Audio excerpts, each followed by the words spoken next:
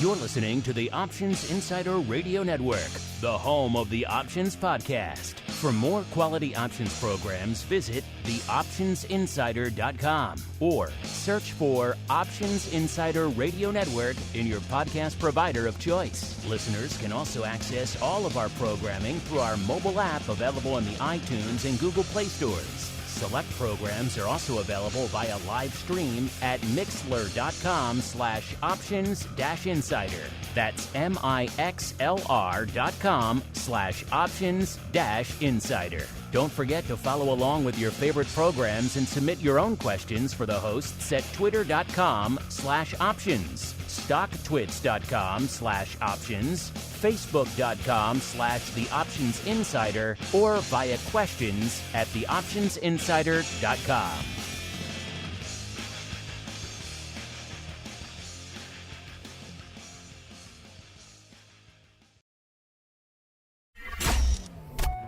Bitcoin, Ether, Solana, Doge, and more. Cryptocurrencies and digital assets are taking the financial world by storm. This exploding market provides everything a savvy trader needs: volatility, volume, and liquidity, provided you know how to find it. That's where we come in.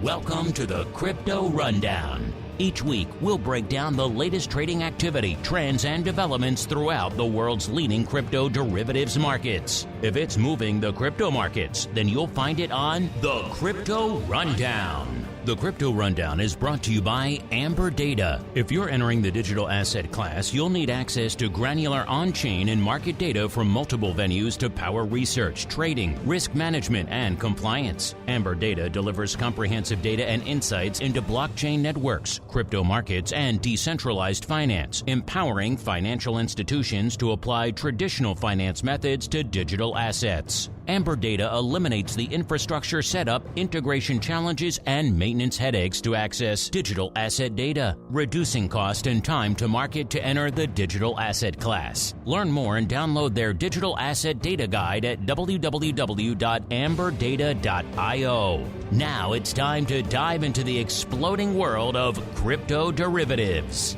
It's time for the Crypto Rundown. All right, everybody, that music means we are back once again. Time to talk a little bit of crypto. Yes, it is time for the Crypto Rundown. My name, of course, Mark Longo from theoptionsinsider.com, as well as on the network upon which all of you folks are mainlining. Apologize for no show last week, listeners. Weather struck and wreaked havoc with all of our scheduling last week on Monday. So got a lot of great content hitting the network throughout the rest of the week on the on-demand side, including some fun mid-year check-ins on what's going on in the world of options and your thoughts on a lot of the big issues of the day, how you folks have voted. So make sure you're checking that out. Yet another reason to be subscribed to the full network if you aren't already. If I sound a little bit under the weather this week, listeners, because I am fighting through it. Something struck me down right at the tail end of my sojourn last week. But nonetheless, listeners, no rest for the wicked. We are fighting on through, and joining me to help hold court on all things crypto this week, our good buddy, Mr. Greg Magadini from Amberdata. Mr. Greg, welcome back to the Crypto Rundown, sir. Thank you, Mark. Happy to be here as usual. Well, we got bumped last week, Mr. Greg, but now we're making up for lost time. A lot of fun stuff to get to. So without further ado, let's dive right on into the Bitcoin breakdown. It's time to explore the latest trending activity, trends, and developments across the world's leading crypto market. It's time for the Bitcoin Breakdown. All right, listeners, welcome to the Bitcoin Breakdown, the portion of the show where we do just that. We break down all the action in the world's leading digital asset. Yep, we're talking about the big dog, which is Bitcoin, looking a wee bit bigger on the show now than it was on our last show 2 weeks ago. 107,542 as we kicked off the show. That's up from 103,196 on the show 2 weeks ago, so up about 4,346 handles. Of course, we topped out, looks like, around the 110 or so level this time during the truncated holiday week last week, but still looking pretty lofty out there at the 107 level. I know a lot of our Bitcoin bulls will take it out there. Anything north of 100K seems to put smiles on a lot of folks' faces. So let's start there, Greg. A lot's been popping off in the world of Bitcoin since last we chatted. What's been catching your eye out there, sir? Yeah, I think one of the big stories year to date has really been sort of this structural decline in volatility. I mean, we're back at, a couple $1,000s away from all-time highs, and this is one of the first cycles where we're not seeing a lot of that explosive activity to the upside as we make new all-time highs, and we're actually kind of in this volatility lull. We could see, year to date, DVol or the Bitcoin VIX was around 60. Now it's around 40. I mean, really kind of steadily coming off all year. And then same thing if we just look at the at-the-money volatility. Essentially the lowest point on the volatility smile, the cheapest volatility, still exceeding realized volatility by a large margin across all expirations or time windows. So it's very interesting. I think this is really in line with traders now being able to access IBIT, institutional deep-pocketed investors doing some of the traditional buy the asset, sell the call, maybe buy the productive put. Really all a sign of a maturing asset class. And I think this is what a lot of people have been predicting as Bitcoin grows and becomes more mature. We'll still have these episodes of cyclical volatility, but for now, the trend of lower vol is pretty persistent, and it's a different environment when we're looking at trading vol in this type of low vol environment. Well, let's talk about a little bit of that lower vol. Yeah, vol coming in kind of across the board, listeners. We were just saying on our last show a couple weeks ago how light vol was getting. Well, strap in, it's getting lighter. 39 was a weekly vol on our show 2 weeks ago, 32.3 this week. Going out to the 30-day vol listeners, 39.8 on our show 2 weeks ago, 36.4 today, and 43.65 is where we're hanging out in the 180-day vol, down from 45.3. I don't know, Mr. Greg, we were just cautioning people, make sure the juice is worth the squeeze out there if you're selling premium, but yeah, looks like we're living up to the summer doldrums from a vol perspective, Mr. Greg. Yeah, and in terms of juices being worth the squeeze in this environment, I think there's still some interesting opportunities.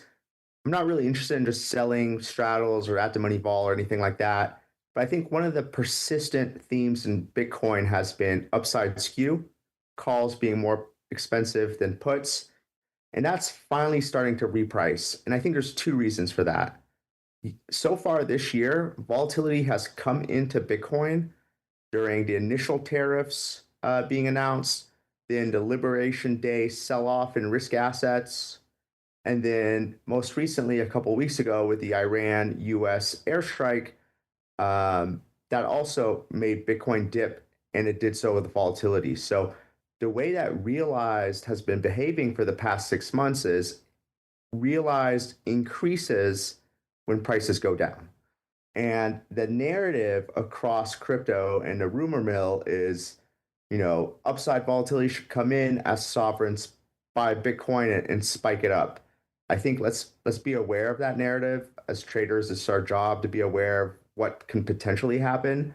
But I think for the most part, that narrative is a lot slower to play out than some sort of surprise risk-off announcement.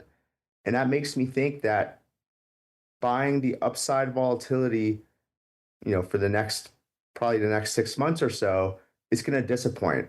And actually, the better trade is to get along with those institutional flows, which is the second reason. Selling the covered call means that the call wing will get cheaper. There's paper supply constantly overhanging, and we could see the risk reversal become negative, just like it does with traditional risk assets. And I think that's the vol trade that seems pretty interesting to me at this point in time in this environment. It's funny, you mentioned straddles. I might come back to that in a minute or two, Mr. Greg. Let's go through some of the skew out here in Bitcoin right now as well, listeners. Let's go out to the weekly skew. A negative 2.1 on our show 2 weeks ago, a negative 0.3 now, so pretty much flat. So some of that bearish sentiment going away. The 30-day skew, negative 1 3/4 on our last show, positive 0.15 today. So again, pretty much flat. And going out to the 6-month skew, positive 1 1/4 on our show 2 weeks ago, now down to a positive 1. But let's get out to where some of the action is out here in the products you folks like to trade these on, including Uncle Mike talking about IBIT on the option block recently, which was kind of wild to hear him talking about a crypto-related name. But let's talk about IBIT, 61.5, up 2 3/4 from our last show, listeners. The ADV is 476. That's actually down. That's down about 28,000 from our last show. But after today's action, I got a feeling it's going to be trending back up again because already we have 519,000 contracts on the tape in IBIT. So this thing is lighting up the tape. 30-day vol out here in IBIT, pretty close to what we were just talking about on the 30-day out there on Deribit. It's at about a 38, down about 2 points from where it was this time last week. But Greg, what caught my eye here was the big print out there today in IBIT is the AUG double, the AUG 55. It's hard to tell if it's a reversal conversion or a straddle because it's going up marked as both. My first thought was that it is a RevCon, which is not as exciting, listeners. It's obviously just a synthetic type of trade. But if it is a straddle, then it traded $8.80, which might be a little bit more interesting. Looks like one of the later prints, they did lift the offers on both the AUG doubles for $7.85 and the AUG 55 puts for 95 cents.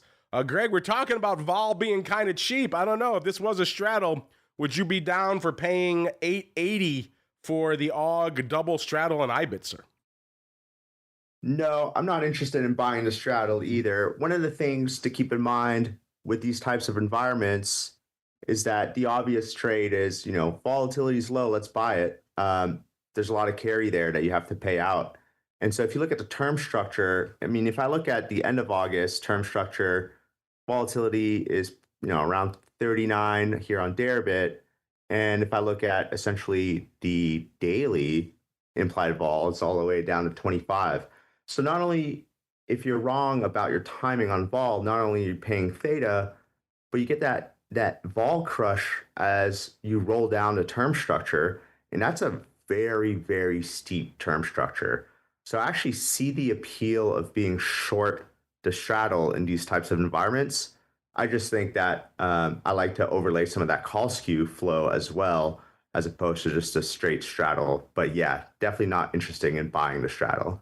Yeah, that one didn't really float my boat either. Look at like our chat is not liking that straddle too much either. They think that's a little bit not exactly lining up well for them out here. You like that one, listeners? Roughly $8.80. You're only going out to August. You're paying a fair amount for an August expiration straddle. Maybe that floats your boat. Maybe it doesn't. Doesn't sound like Greg or I or our chat is too excited about it. But Greg's always fired up about all things MSTU, not just for degenerates anymore. At least that's what the slogan is for the stock when you look it up. Not just for degens anymore. 840 right now in MSTU, up $1.10. 29,000 contracts on the tape today. The ADV is 50,000. It's actually down 10,000 from this time a few weeks ago. So it seems like flow is starting to quiet down a little bit out there in MSTU, which makes sense. This thing can't be a banger all the time. The big dog out there today, 3,400 of the D10 calls. Greg, what is catching your eye out there in your favorite product for degens, MSTU, sir? Yeah, I think MSTU is going to be very interesting here. So, I'm just talking about selling that call wing on Bitcoin because of the institutional flows. Well, MSTR and MSTU are that type of trade on steroids. So let's look at MSTU. Behind the MSTU story is, first of all, there's a rich valuation premium in strategy over underlying assets. So as spot rallies, Bitcoin spot rallies, I expect that premium to converge, which means that there will be underperformance in strategy, which is 2x underperformance relative to, there's a higher beta, but the beta gets kind of squished along the way on the rally higher. So it'll be twice as bad for MSTU. So that's one thing to keep in mind. I think the other thing to keep in mind is, let's remember the strategy and MSTU play here. The play is vol is high, sell convertible bonds with zero coupons. The optionality in the zero coupon bond is the reason why people would buy that zero coupon in the first place. Well, that gets a lot less interesting in a low vol environment.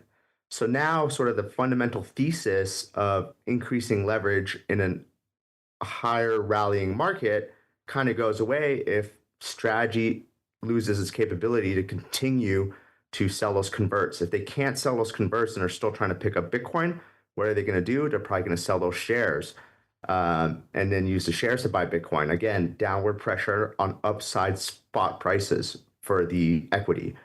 And then lastly, which I talk about all the time, is let's remember long dated 2x performance ETFs have a drag to them. So the upside performance of MSTU will naturally have that drag and kind of bleed out potential upside. So now you have three factors that are particular to MicroStrategy and MSTU, plus sort of the Bitcoin narrative of sell the call wing, institutional flows, and maturing asset class with structurally lower vol. I mean, buying upside MSTU calls, I just don't see how those win. And so on the short side, it becomes a lot more interesting, in my opinion. And it's always interesting, listeners, when we keep on rolling to explore the altcoin universe. It's time to move beyond Bitcoin and find out what's moving the rest of the crypto marketplace. It's time to boldly venture into the altcoin universe. All right, everybody, welcome to the altcoin universe, the portion of the show where we explore everything going on outside of the big dog, which is Bitcoin. Except for right now, when we talk about market cap, kind of hard to leave Bitcoin out of that conversation. On our last show 2 weeks ago, it cost you about $19.5 billion to break into the top 10. That got you to Cardano. This week, we're up about $1 billion. $20.5 billion is what it cost you to break into the top 10 right now. Also getting you to Cardano at the number 10 spot. Number 9, it's Doge, listeners, $25.1 billion. Number 8, it's Tron, rallying into the summer movie coming out in August. Tron, number 8, listeners, $27.1 billion worth of market cap. Number 7, USD Coin, $62 billion. Number 6, it's Solana, $80.5 billion. Number 5, it's BNB, $92.8 billion worth of market cap. Number 4, it's XRP. Will Bill be happy? Will his wife be happy this week? I guess we'll find out. XRP, number 4, $136.3 billion. Number 3, it's Tether, $158.6. Number 2, it's ETH, our old pal ETH, clawing its way back up, $306 billion worth of market cap. And the big dog, number 1, it's Bitcoin, $2.1 trillion worth of market cap. Now, ETH have an interesting run, 22.96 on our last show a couple of weeks ago, 25.26 today, up 230 in that interim. Obviously, a lot of action going on out there in ETH. We'll get to the vol and the fun in a second. But Greg, something leapt out the page on our last show, the option block, to me that I wanted to bring up here on this show as well. We were talking about a good old BT. A lot of upside call paper going up in that name. That's AKA Bit Digital, listeners, if you're not familiar. What made them interesting is they are really doubling down on all things ETH. We've been joking on this show for a while now that it seems like the interest, the love for ETH is starting to sputter, starting to fade. ETH has been one of, if not the worst performing assets that we track on shows like the Futures Rundown for the past year or so. So it's been a rough year, decent month. They had a little bit of a rally there in ETH, which helped mitigate some of those losses. But Bit Digital here going IPO and using that equity offering, they raised $172 million in the equity offering, turning around and buying more ETH with it. Also dumped 280 Bitcoin, turned that into ETH.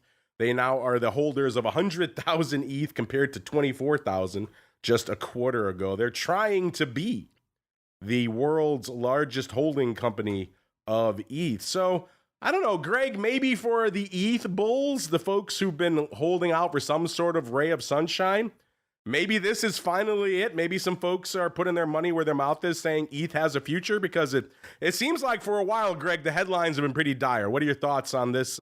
Really doubling down on all things ETH, sir.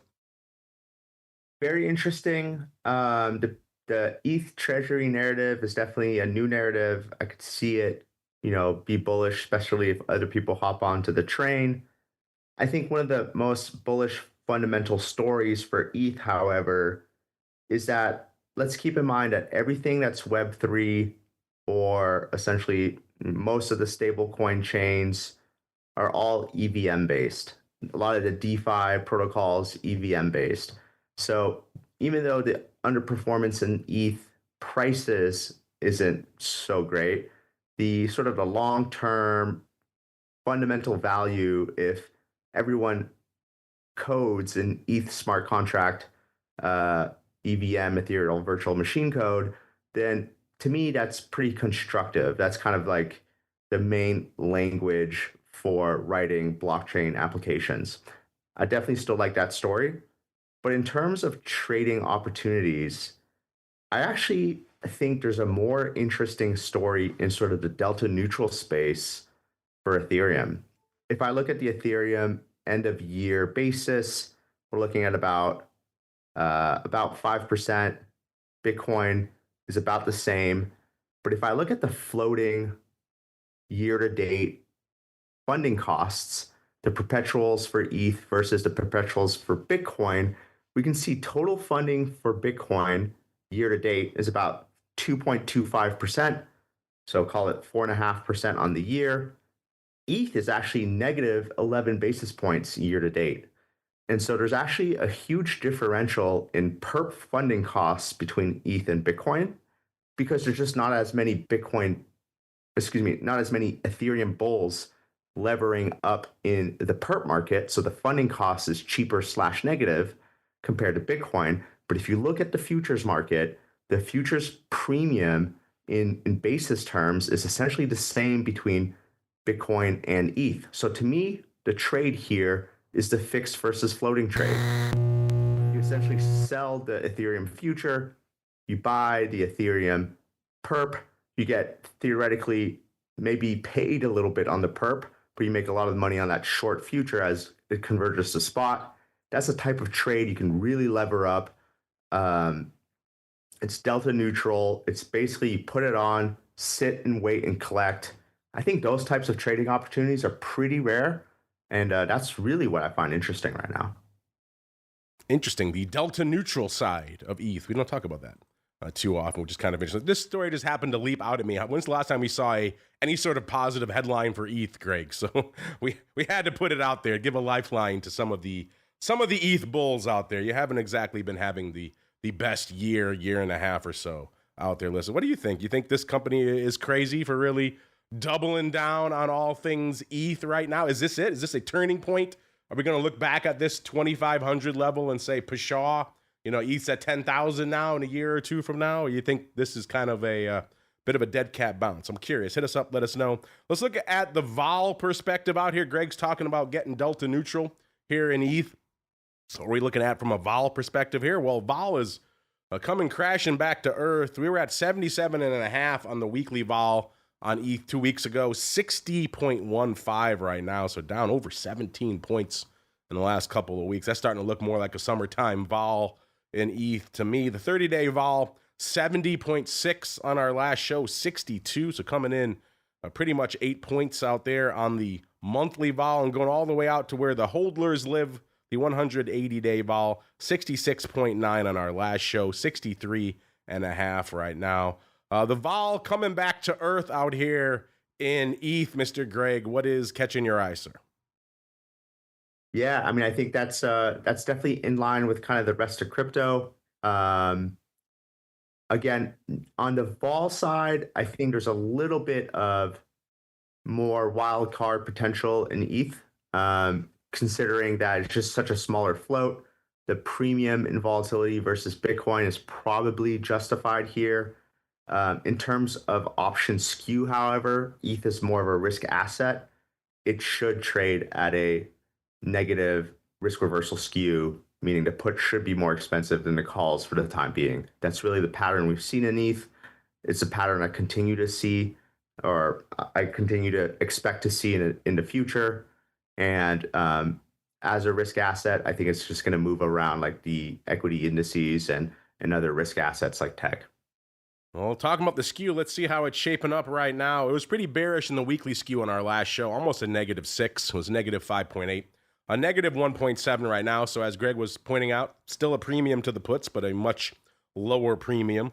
The 30-day skew, -2.1 on our last show, down to a -1.15. So again, still negative, but right on the threshold there. And going out to the 180-day skew, +1.4 on our last show, and 0.8 right now. So looking as close to flat as I guess we're going to get out there. Let's keep rolling. You know, Greg, you and I haven't had a chance really to chat since the other big news hitting the altcoin universe. Of course, the Circle IPO, Circle trading right around $200 at the start of our show today, listeners. So this one's been wild, averaging 317,000 contracts a day out there. So yet another crypto-related IPO taking the options world by storm. They had put up almost 200,000, a little over 204,000 right now. So it seems like it might be on pace to maybe hit that ADV today. A 30-day vol out there looking pretty juicy at a 98. Compare that to what we were just talking about with Bitcoin and ETH out there, listeners. Greg, what are your thoughts, I should say, on the big Circle IPO? Everyone's got to get a piece of this stock and a lot of the options flow we're seeing as a result, sir. Yeah, to me, this is so interesting. I love Circle a lot. This is one of my most interesting assets to trade and invest in and look at right now. We've just started covering the volatility surface for Circle on our platform. So anyone who wants to visit that as well, pro.amberdata.io. But, you know, taking a bird's eye view, Circle, the things that I like about Circle is that it's essentially an indirect crypto play in the sense that it's chain agnostic. It's crypto, digital, fiat on the blockchain, but it's also not just a Web3 use case. I could see it become essentially like a Web2 use case. You know, think about buying things on eBay with USDC and things like that. Well, the market cap of Circle today, even at $200 a share, is about 45 billion. If I compare that to some of the other major pairs, XRP, that's essentially a pure digital payments type of value prop. That's 135 billion. So, you know, call it 2.5 times the size, maybe almost 3 times the market cap of Circle. If we look at Ethereum, 300 billion, essentially 6 times the market cap of Circle. Solana, 2 times the market cap of Circle. And you could make the argument that Circle's true market cap comp should be essentially all those chains combined. So I think that's pretty interesting. I think the Genius Act actually helps Circle take away market share from Tether because they're more compliant, they're more transparent. So I think long-term speaking, we can see Circle take that market share. I also think what's something that's interesting is today, total stablecoin on chain is about 250 billion. We just had Scott Bessent say he could see 4 trillion in the next, call it 4 years, 2028. I mean, who knows? That might just be too bullish, but I don't think that stablecoin issuance remains at 250 billion over the next 10 years. And I think this is kind of a new revolutionary sort of technology. So all those things put together are very interesting. If we jump onto the vol side, though, volatility is extremely high in Circle because the IPO went from 31, opened up at 64, traded as high as 300. That's all upside valuation, repricing of an underpriced IPO, in my opinion, pumping up vol like crazy. So what's the play? I think just selling the cash secured put is actually really interesting. As prices go back down, we've seen volatility come down. That's an interesting type of trade setup. I'm someone who actually wants to own the share, so I don't mind getting exercise on that cash secured put. So I think that's an interesting way to get in at a decent price and not essentially chase and buy the high. And then I think something else to keep in mind is that, if crypto volatility is coming down across the board and Circle is essentially sort of the outlier, again, that's an interesting catalyst to assume that Circle volatility kind of comes down with the rest of the crypto vol space. So yeah, I think Circle is very, very interesting. There's great trades to be done here. It's no surprise that the option activity has been so high. There's a lot of good stuff here. Adding Circle to the list of data you can get over there at Amberdata. How did I know you'd be adding that to the mix there, Mr. Greg? But yeah, hot stuff out here, listeners. This thing whipping all over the place, obviously leaving a lot of money on the table from an IPO perspective. If you're, I think if you're the iBankers there, you have a little explaining to do to your clients there. As we keep on rolling through the rest of the altcoin universe, Solana right around 150, 149.60 as we kicked off the show. It's up from 139, pretty much even from our last show. It's up about 10.5 handles. So getting a little bit of a rally out there. If I know a lot of you in our pro have been nibbling at Solana as it drifted back down to around 125 or so. So hopefully you're liking this pop, but maybe you wanted to buy more. XRP 206 on our last show, 230 today. So Bill's wife will be happy. XRP rallying up nearly 25 cents over the last couple of weeks. Dogecoin 1575 on our last show, pretty much 1670 this week's up nearly a penny. A Litecoin 8265 on our last show, 8537 this week, up 272. Cardano 55.24 last show, 57.88 right now, so up about 2.6 cents. Polkadot 328 on our last show, 336, up a whopping 8 cents. And everyone's favorite Shiba Inu. You know what? Maybe you are going to be able to afford those lug nuts on those Lambo hubcaps now, because we were million zeros 1114 on our last show. This week, million zeros 1153. So there you go. Slowly clawing your way towards your beloved Shiba Lambos. Greg, we talked Circle, we talked ETH, we talked MSTU, we talked a lot of things. Anything else catching your eye in the altcoin universe this week, sir? No, nothing. I've kind of been shying away from sort of the altcoins for two reasons. One is the non-option markets, but two is we have such interesting things going into the crypto-related equity space, where we have these very liquid options markets and they're nice and easy to trade. So those are the most interesting things to me: Circle, Coinbase, MSTR, MSTU, all that good stuff. Well, speaking of the deep and liquid options markets on some of these crypto-related names, we have a question about that, so let's head on into the crypto questions. You've got questions about crypto. Who doesn't? It's time to find out the answers to your crypto questions. All right, everybody, welcome to the crypto questions, the portion of the show where you folks take the reins, your questions, your comments. We also peer and see what you folks have on the brain in terms of the questions we ask you. Our producers put out a fun flash poll during the show. We said, hey, that AUG double straddle in IBIT, are you down for that? 880? Is that a little bit too rich for your blood? Would you rather buy it? Would you rather sell it? Are you just staying away from IBIT? And right now, Mr. Greg, 60% of our audience wants to buy that straddle for 880. A third want to sell it. And about 16% say they're staying away from IBIT right now. So, Greg, half of our audience, fully half of them, want to buy that straddle. Does that surprise you, sir? Wow, that does surprise me. I think the clear trade is to sell it or do nothing, but I wouldn't buy it. Sold to you, says Mr. Greg out there. Well, speaking of IBIT, Greg, we had this question come in, and I was joking earlier on the show, but our good buddy Uncle Mike, who is, I think to call him a crypto non-believer is putting it mildly, he was talking about wheel strategies in IBIT on the strategy block earlier today, which kind of blew my mind. I think it blew some of our chat's minds as well. They were saying Uncle Mike might have talked me into wheeling IBIT now, which, again, I don't think that was his intention, but I'm sure he'll be amused to hear that.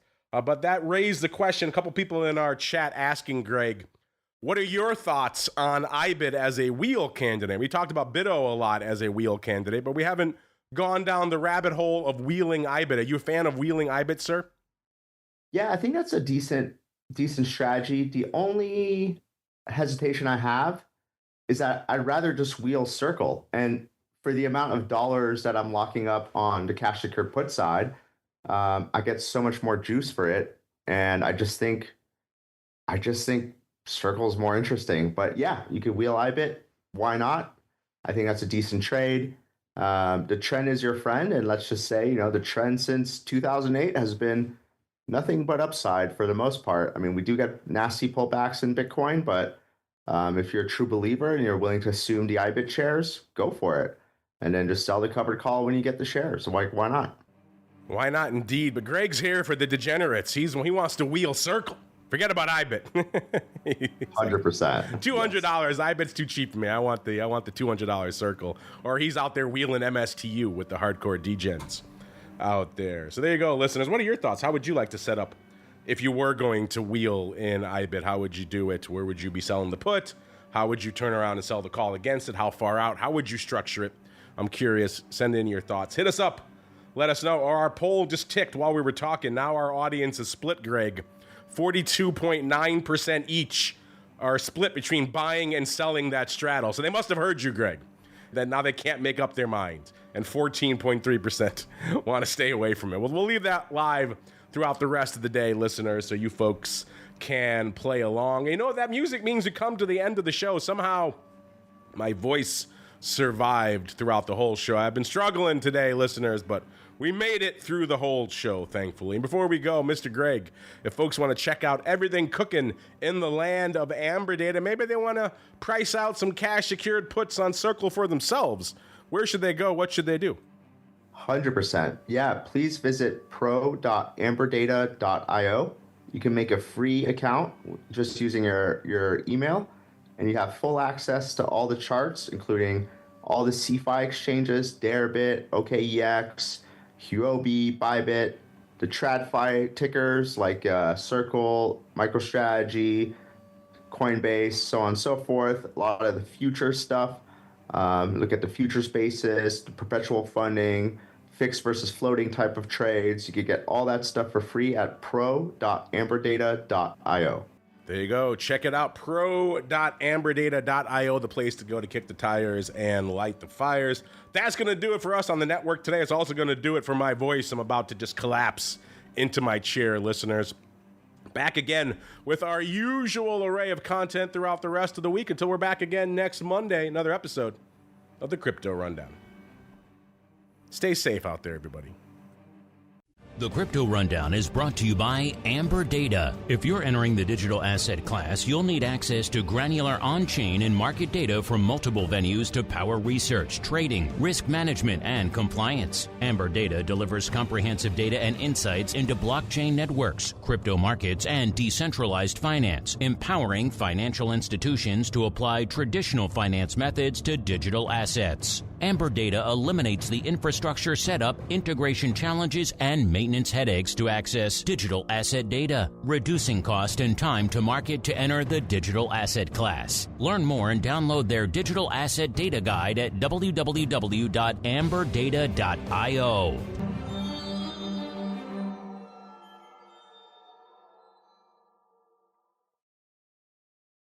You're listening to the Options Insider Radio Network, the home of the Options Podcast. For more quality options programs, visit theoptionsinsider.com or search for Options Insider Radio Network in your podcast provider of choice. Listeners can also access all of our programming through our mobile app available in the iTunes and Google Play stores. Select programs are also available via live stream at mixlr.com/options-insider. That's mixlr.com/options-insider. Don't forget to follow along with your favorite programs and submit your own questions for the hosts at twitter.com/options, stocktwits.com/options, facebook.com/theoptionsinsider, or via questions@theoptionsinsider.com.